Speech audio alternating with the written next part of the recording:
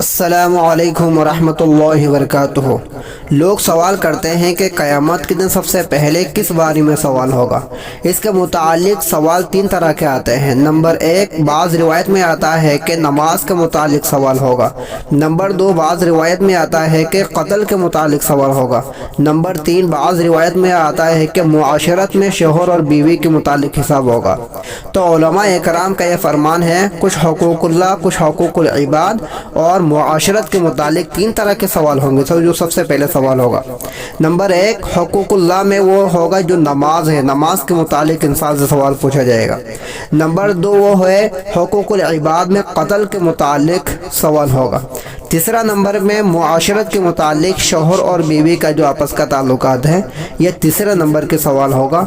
ये तीनों सवाल का आपको करना ज़रूरी है। नमाज भी पढ़ना ज़रूरी है। यह हुकूकुल्लाह हो गया जो अल्लाह से ताल्लुकात है, और हुकूक